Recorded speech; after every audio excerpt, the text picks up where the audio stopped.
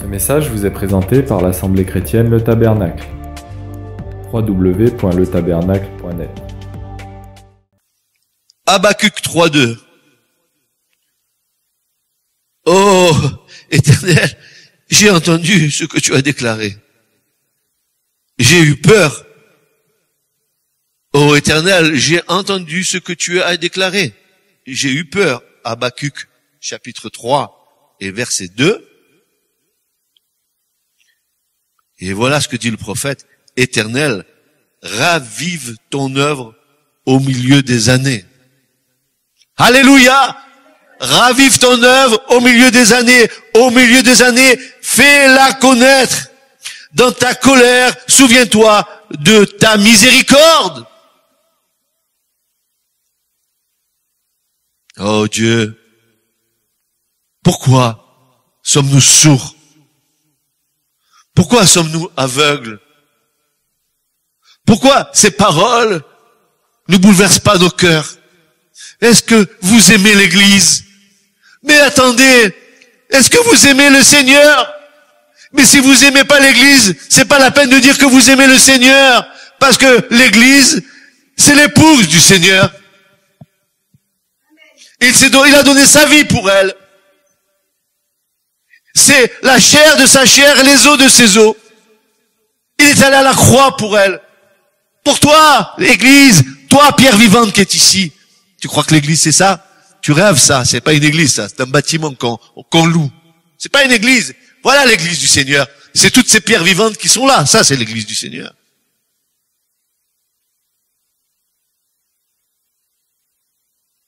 Psaume 85, 6. Regardez bien. Ne veux-tu pas nous faire vivre de nouveau?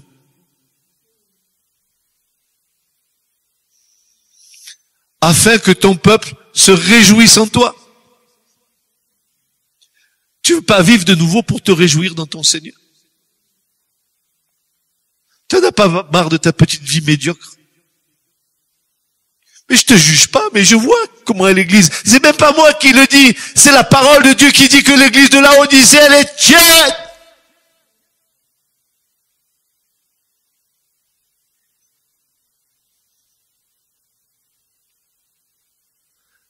Le feu de la passion de Christ, l'amour de Jésus en toi. Est-ce que tu es passionné de ton Seigneur? Moi, je peux pas dire, Seigneur, comment ça se fait que tu n'as pas honte de m'appeler ton frère? Quand je sais de quelle matière je suis fait? Tu n'as pas honte de moi. Tu as payé le prix pour ça.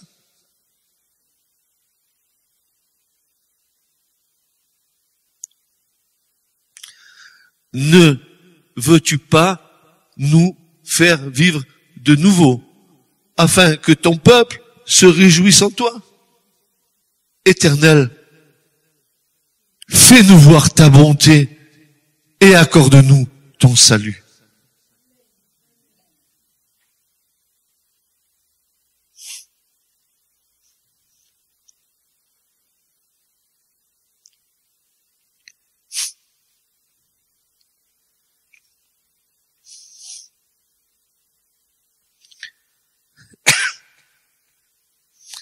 C'est une extrême nécessité à cause de la tiédeur du peuple et de cette génération dans la foi.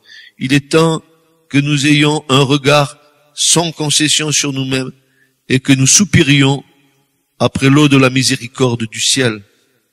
La pluie de l'arrière-saison n'est pas un luxe, elle est la solution à la fertilisation des cœurs à cause de leur grande sécheresse.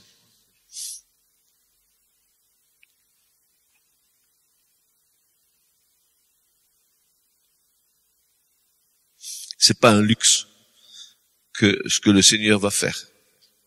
Je dirais même que c'est une espèce de SAMU du ciel qui va venir pour donner peut-être la vie à ce qui peut être encore engrangé dans le ciel.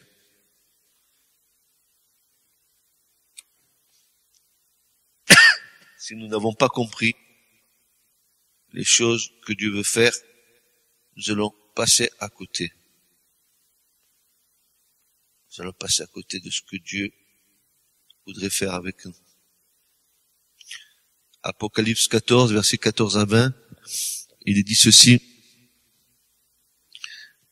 Et je vis, voici, une nuée blanche, et sur la nuée, quelqu'un assis, semblable au Fils de l'homme, ayant sur sa tête une couronne d'or, et dans sa main une faucille tranchante, et un autre ange sorti du temple, criant à haute voix à celui qui était assis sur la nuée, lance ta faucille et moissonne, car l'heure de moissonner est venue, parce que la moisson de la terre est desséchée.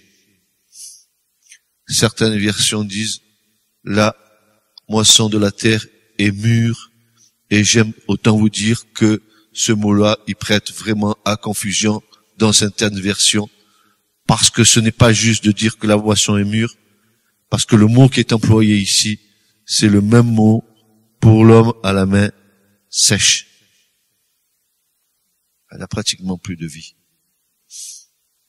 Xeraino en grec veut dire complètement desséché, une main sans vie, une moisson qui est pratiquement morte. Alors, il y a urgence, n'est-ce pas? Voilà ce que l'ange va dire. Et celui qui était assis sur la nuée mit sa faucille sur la terre, et la terre fut moissonnée. Un autre ange sortit du temple, qui est dans le ciel, ayant lui aussi une faucille tranchante. Et un autre ange ayant pouvoir sur le feu, sortit de l'autel, et en jetant un grand cri, il cria à celui qui avait la faucille tranchante, disant, lance ta faucille tranchante et vendange les grappes de la vigne de la terre, car ses raisins sont mûrs. Et l'ange mit sa faucille sur la terre et vendangea la vigne de la terre, et jeta les grappes dans la grande cuve du courroux de Dieu. Et la cuve fut foulée hors de la ville, et de la cuve il sortit du sang jusqu'aux morts des chevaux sur un espace de 1600 stans. C'est très clair. Après la moisson viendra le jugement.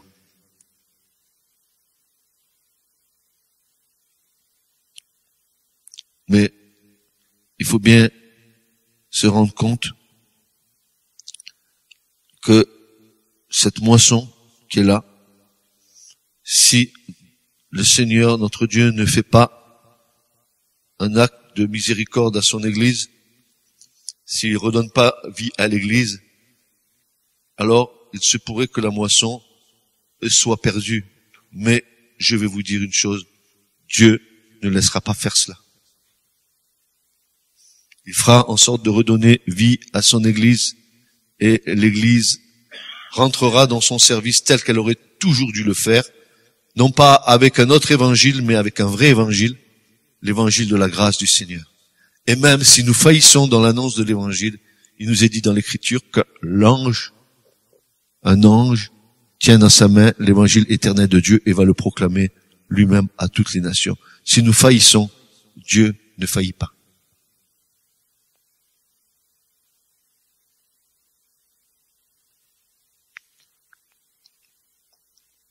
Frères, sœurs, nous sommes, oui, nous sommes et nous ressemblons beaucoup au peuple d'Israël à la sortie de l'Égypte, expérimentant la grâce de l'Éternel, étant délivrés de la maison de l'esclavage et de la servitude, connaissant la délivrance de l'Éternel pour faire de nous des hommes et des femmes libres en lui. Oui, nous sommes sortis de l'Égypte. Oui, nous avons connu la délivrance de l'Éternel de la main de Pharaon. Oui, nous avons goûté au don céleste, au bien du monde à venir, participant à l'Esprit Saint, à la bonté de Dieu, aux miracles et aux signes, goûtant à la bonne parole de Dieu. Mais, malheureusement, nous avons gardé notre mentalité d'esclaves, d'Égypte, du monde. Comme les Israélites dans le désert, suivre Dieu n'est pas facile. À cause de cela, et à cause de notre désobéissance, nous avons commencé à regimber en disant, quel intérêt à suivre le Seigneur?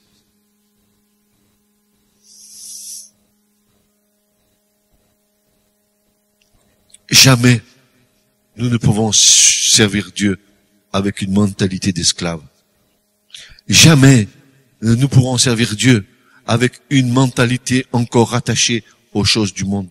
Jamais Dieu ne se servira pleinement de nous si nous n'avons pas tout abandonné. C'est-à-dire, si au moins nous n'avons pas donné notre cœur au Seigneur. Qu'est-ce qui a fait la différence entre le jeune homme riche et les autres? Qu'est-ce que Jésus lui a dit? Oh, je sais que tu as gardé les commandements et la loi. Et dans ces choses, et Jésus, il nous a dit, Jésus l'aima. Parce que cet homme, il avait gardé le fondement de sa foi. Mais, est-ce suffisant? Est-ce suffisant? Est-ce que ça suffit?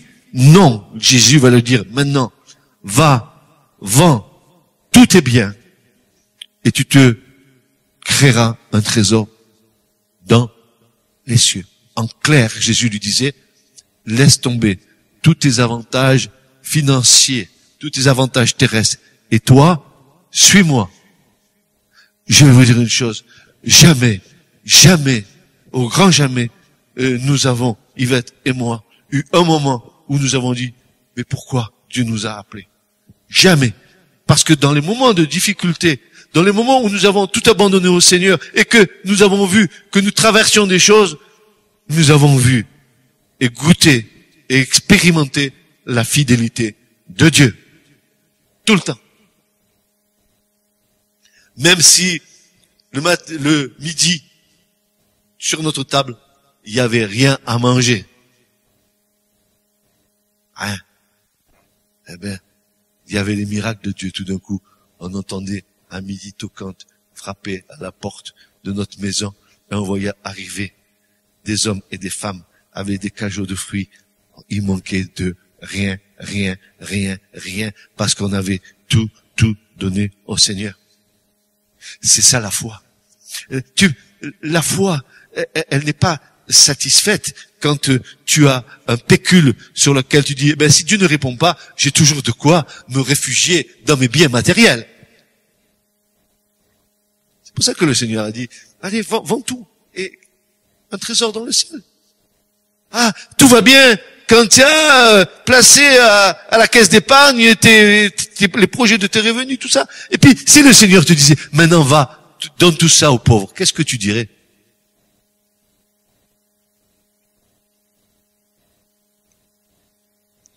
Adieu vos vaches cochons. Perrette et le potelet. Si Dieu nous demandait ces choses-là, bien sûr qu'il connaît de quelle nature nous sommes faits. Il va pas le demander à tout le monde. Il sait très bien que la majorité de ses enfants vont déposer le bilan tout de suite et vont se sauver. Pour en arriver là, avoir une telle confiance en Dieu, de dire, Seigneur, tout ce que j'ai, c'est toi qui me l'as donné et tout t'appartient. Qu'est-ce que je peux revendiquer? Regardez David. David a dit, pourquoi tu nous as bénis tellement, Seigneur? Regarde, des tonnes d'or, des tonnes d'argent, des tonnes d'airain pour monter le temple. Tu nous as bénis. Il dit, mais qu'est-ce qu'on a? Nous donnons ces choses. Et nous les donnons parce que toi, tu nous les as donnés. Qu'est-ce que nous faisons de bien exceptionnel que de donner notre offrande ou notre dîme à l'église, par exemple? Je m'excuse, il faut que je parle des choses. Mais c'est des choses que Dieu t'a données. Te garde, Seigneur, dans ton travail. Il te garde dans ta santé. Et quand tu donnes à Dieu ton offrande, qu'est-ce que tu donnes à Dieu que Dieu ne t'ait pas donné? Si tu crois que c'est toi qui as gagné ça, tu te trompes, parce que tu aurais pu être resté cloué au lit.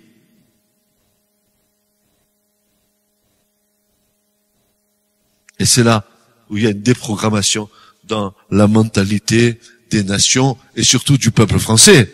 Parce que le peuple français, excusez-moi du peuple, c'est mon peuple. C'est un peuple qui est cupide. il a mis son idolâtrie dans le fric, dans l'argent, dans le bien-être matériel. Oh, je peux vivre ma foi avec Dieu, il me manque de rien. Quelle foi tu as, dis-moi? Pas même pas la peine d'avoir la foi quand il y a tout. Et si Dieu te prenait tout?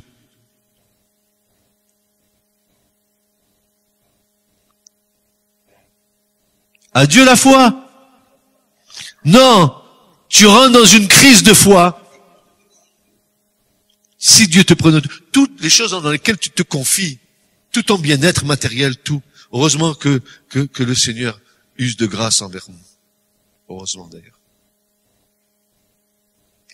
Mais malheureusement, nous avons gardé notre mentalité d'esclaves de l'Égypte, du monde, comme les Israélites dans le désert.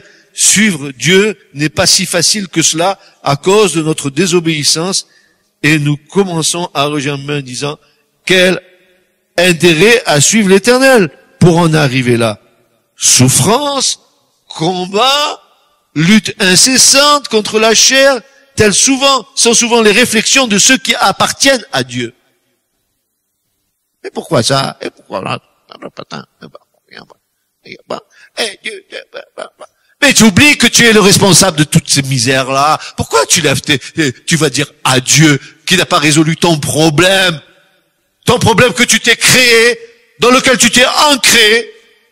Pourquoi tu dis à Dieu, règle mon problème? Dieu va te dire, mais règle ton problème. Et moi je t'aiderai. Il y en a souvent qui sont comme ça, ils prennent Dieu comme un distributeur automatique de grâce.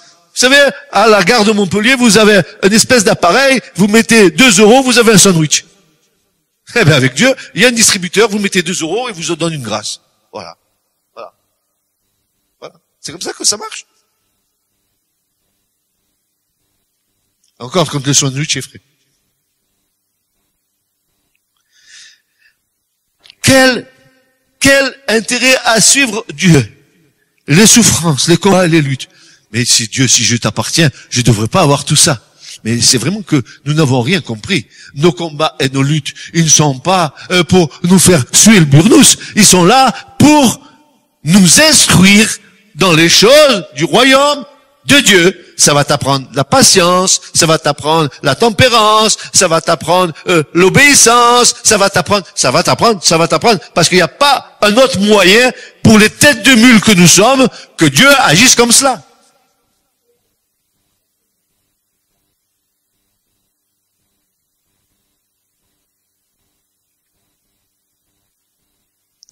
Malachie 3, versets 12 à 16, « Vos paroles ont été fortes contre moi, dit l'Éternel. » Ah, dis donc, peuple de Dieu, vous savez, vous divaguez, vous parlez contre moi, dit l'Éternel, vos paroles, elles sont dures contre moi. Pourquoi vous me dites des choses dures, dit le Seigneur? Mais, qu'avons-nous dit contre lui? Tu crois que Dieu l'entend pas dans ta maison? Quand tu critiques l'église du Seigneur? Et tu crois pas que Dieu l'entend pas quand tu critiques tes frères et tes sœurs? Tu crois pas que Dieu l'entend pas? Tu fais le beau, tu fais la belle quand il est ici. Mais quand il est dans ta maison, c'est quoi? Et tu sais ce que Dieu fait? Alors je vais te dire ce que Dieu fait. Dieu, il est capable de te faire entendre ce qu'il dit dans ta maison, même si tu te trouves à 15 kilomètres de là. Oui ou non? Regardez dans le livre des rois, comment Élisée, il entendait ce que le roi ennemi voulait faire à Israël, tous les guet-apens qui voulaient tendre à Israël, et Élisée, il était dans sa maison, il entendait tous les desseins du roi qui habitait là-bas, à je sais pas combien de kilomètres, il savait tout. Et il disait à Israël, non, il faut pas aller là-bas, il faut aller là. Et l'autre, chaque fois, il se faisait planter parce que il échouait partout où il allait. Et puis Dieu, il est capable d'ouvrir nos yeux spirituels. Peut-être qu'on aurait intérêt peut-être à dire au Seigneur, tiens, ouvre mes yeux pour voir comment je suis, Seigneur. On aurait une belle surprise. Hein? Vos paroles ont été fortes contre moi, dit l'Éternel. Et vous dites, qu'avons-nous dit? Qu'avons-nous dit contre toi? Vous dites, c'est en vain qu'on sert Dieu. Et quel profit y a-t-il à ce que nous fassions l'acquis de la charge qu'il nous a confiée? et que nous marchions dans le deuil devant l'Éternel des armées. Et maintenant, nous tenons pour heureux les orgueilleux. Ceux même qui pratiquent la méchanceté sont établis. Même ils tentent Dieu et sont délivrés. Alors ceux qui craignent l'Éternel en parlaient l'un à l'autre. Et l'Éternel a été attentif et a entendu. Et un livre de souvenirs a été écrit devant lui pour ceux qui craignent l'Éternel et pour ceux qui pensent à son nom. Eh bien, vous savez, ça c'est un passage que nous retrouvons dans l'Épître aux Hébreux où il est dit dans Hébreux 6 il nous dit ceci, que Dieu n'est pas ingrat pour oublier nos œuvres et l'amour que nous avons eu pour son nom. Voilà. C'est ça. C'est là. C'est ça. C'est ça. C'est exactement ça. Nous tentons même Dieu en désirant retourner en Égypte, à nouveau en esclavage dans le monde. Nous tentons Dieu. Quand quelqu'un qui se dit chrétien et qui vient au culte le dimanche matin et qui, tout le reste de sa semaine, il est en train de faire comme le monde, parler comme le monde, vivre comme le monde, agir comme le monde, et tu tentes Dieu. Nous tentons Dieu lorsque nous disons que le monde a de plus bonnes choses que l'Église. J'ai entendu ça une fois. Les gens dans le monde, ils sont mieux que les chrétiens. J'ai entendu ça une fois et j'ai dit, écoute, je préfère être un chrétien né de l'Esprit de Dieu, mais pas être bon comme un homme du monde. Parce que moi, j'ai espérance que le Seigneur va me transformer. Mais l'homme du monde, lui, il n'a pas reçu l'Esprit de Dieu. Il est dans un problème très très grave. Et pourquoi dire cela? Nous tentons Dieu quand nous disons, nous les chrétiens, quand un chrétien ose dire, mais il y a des gens dans le monde qui sont mieux que les frères dans l'église. Qu'est-ce que tu racontes, toi? T'es malade? Va te faire soigner. Jésus guérit. Va le voir. T'as un problème? Va le voir. Nous tentons Dieu lorsque nous disons que le monde a plus de bonnes choses que l'église. Nous tentons Dieu lorsque nous pensons que nous pouvons nous passer de ce que Dieu a créé pour l'éternité, c'est-à-dire son église, son épouse. Ces chrétiens qui disent, ce pasteur, je peux plus le voir, les frères là-bas, je fous de compte cette église, je m'en vais dans une autre église, et tu vas dans une autre église, au bout d'un certain temps, celui-là non plus, je peux plus le voir, bam, et je m'en vais dans une autre église. Mais celui-là, il est pire que l'autre, bam! Et puis tu es en train de faire, l'essuie-glace. Tu sais même pas où tu te positionnes, tu sais même pas où tu es.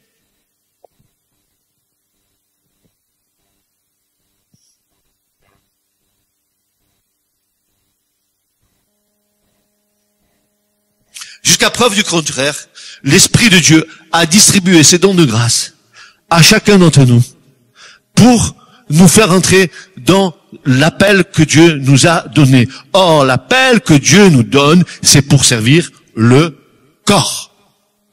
Répète, pour servir le corps. Et pas pour te servir, pour servir le corps. Nous tentons Dieu lorsque nous pensons que nous pouvons nous passer de ce que Dieu a créé, c'est-à-dire que nous pouvons se passer de l'Église. Faisons notre propre religion, nous affranchissons des commandements de Dieu. Nous tentons Dieu lorsque nous pensons être suffisants à nous-mêmes. Et nous affranchissons des relations fraternelles parce qu'elles ne nous conviennent pas. Nous tentons Dieu lorsque, consciemment, nous brisons l'unité que Dieu désire ardemment créer.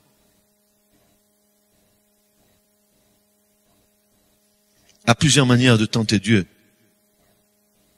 dans les choses qui appartiennent à l'Église du Seigneur. Il n'y a pas de place pour l'individualisme. Il n'y a pas de place pour une haute spiritualité. Car l'Écriture me dit que si quelqu'un pense être quelque chose alors qu'il n'est rien, il se séduit lui-même.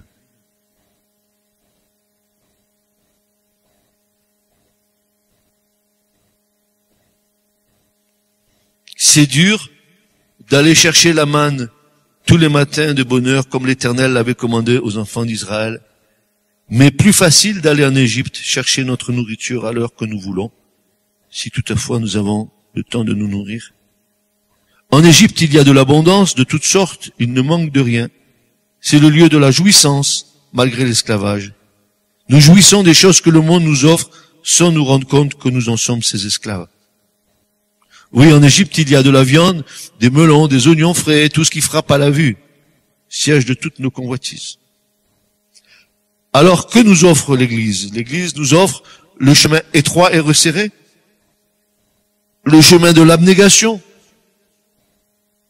le chemin du dépouillement, le chemin de l'humiliation, le chemin de la soumission, le chemin de l'obéissance, le chemin de l'humilité. Toutes ces valeurs sont contraires au monde et à son esprit.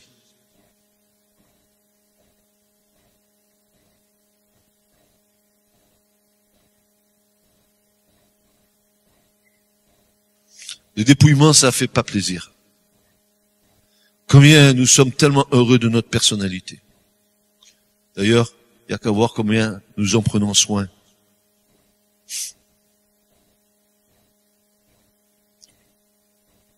Être dépouillé par le Seigneur n'est pas une chose qui est agréable. Le monde, c'est la chair. L'Église, c'est l'esprit. Il n'y a pas de troisième voie, car le compromis, c'est la mort. Je répète, le compromis, c'est la mort. Le monde, c'est la chair. L'Église, c'est l'esprit. Le compromis, c'est la mort. N'est-ce pas ce que Dieu a dit par la bouche du prophète Élie? Jusqu'à quand allez-vous claudiquer des deux pieds? Si Dieu est Dieu, soyez avec Dieu. Mais si c'est Baal qui est Dieu, soyez avec Baal. Comme Paul dit, il n'y a rien à voir entre la lumière et les ténèbres. Il n'y a pas une troisième voie. Dans le spirituel, il n'y a pas du giscardisme. Ça n'existe pas, le 8 mai.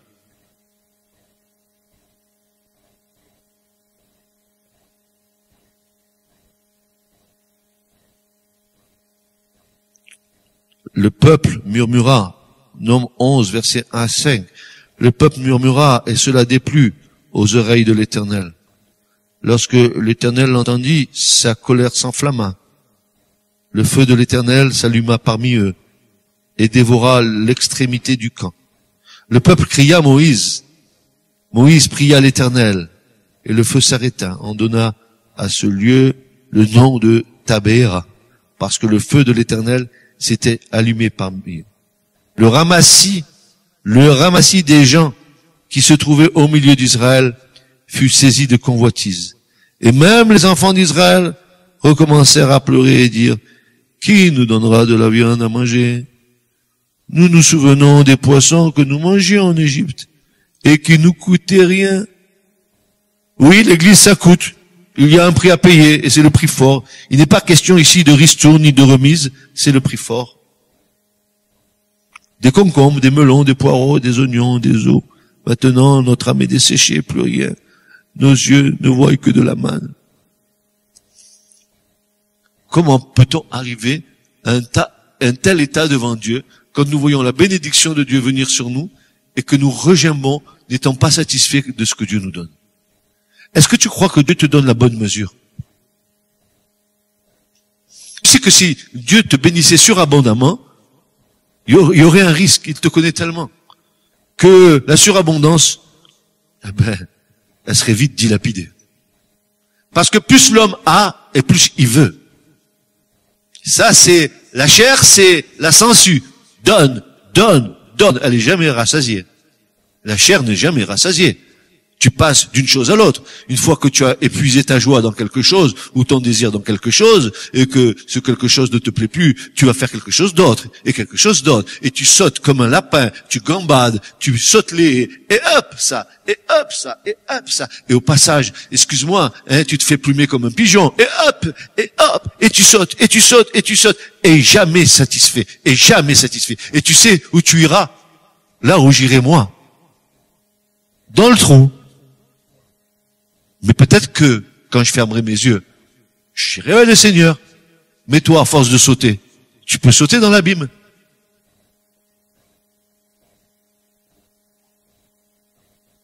T'as pas l'air de te rendre compte ce que c'est que l'enfer?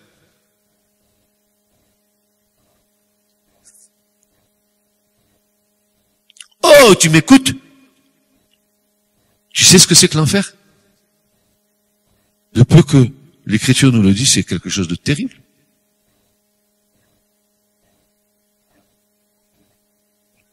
Rien qu'à cause de ça, tu devrais avoir la crainte dans ton cœur. Cette crainte devait te garder de faire n'importe quoi.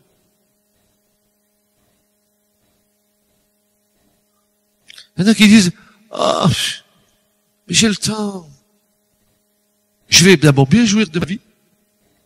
Mais après, quand je serai un peu plus vieux, voilà, je reviendrai à Dieu. Et, à nouveau, je serai avec lui. Hein? Tu vois, je suis revenu à toi. Ouais, mais maintenant que mes jambes me portent plus, que mes muscles sont dégonflés, que mon régime n'a pas fait maigrir, mais j'ai grossi, encore plus, maintenant je reviens à toi. Quelle folie! Quelle folie! Et tu crois, parce que tu reviens au Seigneur, que tu es agréé de Dieu. Tu sais combien d'années il faut pour atteindre une maturité dans le Seigneur. Tu sais combien d'années il faut que tu passes entre les mains du potier pour que tu deviennes un vase d'honneur pour le Seigneur. Sais-tu combien d'années il faut pour que tu atteignes une maturité dans le Christ? Le sais-tu?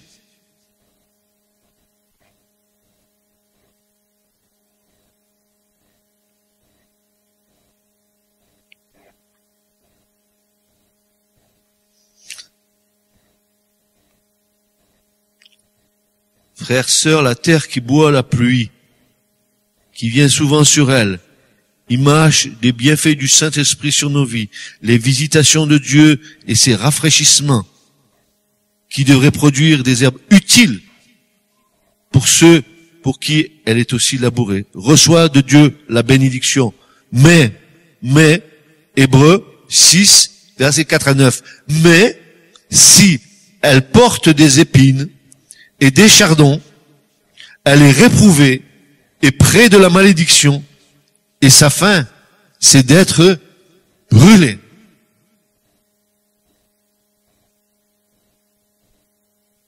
Et c'est à ce stade qu'intervient la prière d'Esdras, mais dans notre servitude, notre Dieu ne nous a pas abandonnés.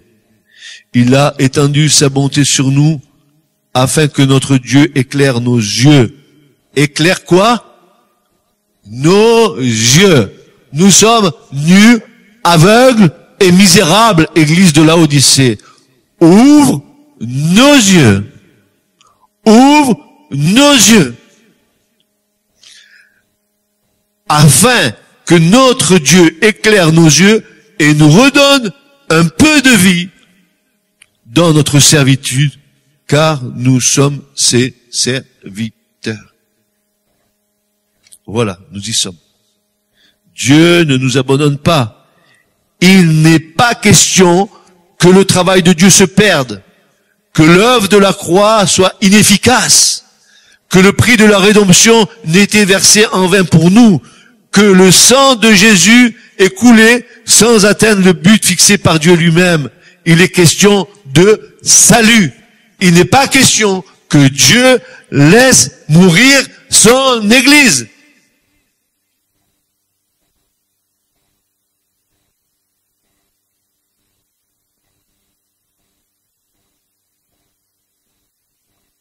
Frères, sœurs, si le Seigneur désire que nous vivions à nouveau, ce n'est pas seulement que nous retrouvions la joie de notre salut, mais aussi que nous le servions dans ce plan qu'il a dressé. Il n'est pas question non plus que Dieu abandonne son épouse. Dieu n'est pas adultère. Il est fidèle. Il mettra tout en œuvre pour faire revivre celle qui est dans un profond sommeil. Dieu ne va pas changer l'Église pour quelque chose d'autre. Dieu est fidèle. Dieu n'est pas un adultère pour répudier l'Église. Nous les hommes, nous pouvons divorcer. Nous nous séparons pour incompatibilité d'humeur. Nous nous séparons parce que nous voulons deux comptes séparés. Nous nous séparons. Dieu ne sépare pas. Dieu unit. Dieu unit.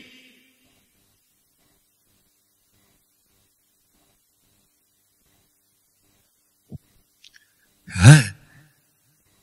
Si nous connaissions réellement l'amour de Dieu pour son Église, nous devrions être dans la crainte dans nos cœurs. C'est un amour terrible. Dieu est un Dieu jaloux. Il est jaloux de l'Église. Elkana, Dieu jaloux. C'est la chair de sa chair, c'est les os de ses os. Comme un mari, il est un peu jaloux avec sa femme. Il n'aime pas que les autres la regardent. Peut-être qu'il regarde de trop. Non. Il y a une jalousie malsaine et il y a une bonne jalousie. Je crois que la jalousie de Dieu, elle est pure. Il a tant aimé l'Église. Il a tant aimé l'Église. Il a donné sa vie pour cela. Tu crois pas que ça n'a pas coûté un prix, l'eau et le sang qui a coulé de son côté? Tu crois pas que le coup de lance que Jésus a reçu sur son côté et l'eau et le sang sont sortis et l'Église a été formée au moyen du sang et de l'eau? Le sang c'est la croix et l'eau c'est le baptême. Oh alléluia. Voilà comme Jésus a formé l'Église. Allez, faites de toutes les nations des disciples, enseignez-leur tout ce que je vous ai prescrit et baptisez-les au nom du Père, Fils, Saint-Esprit. Jamais, jamais, il y a espérance pour nous. Jamais le Seigneur laissera tomber son Église. Dis-le avec moi, Église locale. Jamais le Seigneur laissera tomber son Église. Dis-le. Jamais il te laissera tomber. Jamais, dans quelque état que tu sois, Dieu a un projet pour toi. Ne résiste pas au Saint-Esprit. En résistant au Saint-Esprit, nous l'attristons. Dieu veut faire des choses belles, bonnes, justes avec son Église. Mes frères et sœurs, est-ce bien dans ce livre qu'il est écrit que par les mains des apôtres se faisaient des miracles, des signes et des prodiges? N'y avait-il pas Pierre qui passait comme ça et son nom guérissait les malades? Paul qui donnait des mouchoirs, qui touchait les esprits partaient. Il n'y avait pas les morts qui ressuscitaient. Attendez, l'Église apostolique, moi je la veux pour la fin des temps. Je la veux et je crois que le Seigneur va le faire. Parce que le Seigneur, il a envie de sauver, et encore sauver, et sauver. Et nous voulons encore des pierres, nous voulons des apôtres qui, loin de l'esprit, sont capables de prêcher à des foules. Et vous voyez, 5000 convertis, 3000, 8000. Dis-moi, toute ma vie j'ai prêché. Je sais pas le nombre de convertis qui se sont faits sur mon service. Mais je les ai pêchés à la ligne, un après les autres. Jésus lui jetait le filet, il en prenait autant qu'il voulait, et le filet était rempli à ras-bord, presque à craquer. Nous passons des années et des années l'Église à prêcher l'Évangile, et nous pêchons une sardine salée de temps en temps, nous pêchons une morue d'un côté, oui, une crevette de l'autre, et nous sommes heureux. Alléluia! Et nous les avons pêchés par quels moyens? Par les moyens d'un évangile qui n'est pas le vrai évangile. Donc nous n'en avons pas fait des hommes et des femmes qui vont au salut, nous en avions fait des prosélytes.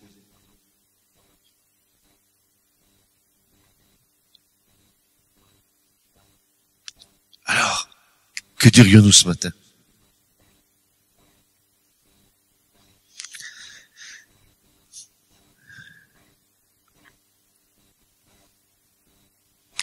Nous sommes collaborateurs avec Dieu. Ah oui, tiens. Regardez. Oh, que c'est beau. Ésaïe 29, versets 9 à 14. Regardez. Voici donc l'œuvre de Dieu et son désir pour son peuple.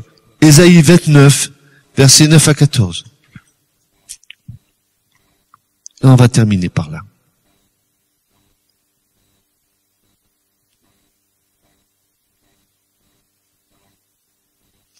Voici donc l'œuvre de Dieu et son désir pour son peuple. Ésaïe 29, versets 9 à 14. Soyez étonnés et soyez stupéfaits. Aveuglez-vous. Aveuglez-vous et soyez aveugles. Ils sont enivrés, mais non de vin. Il chancelle, mais non par la boisson forte.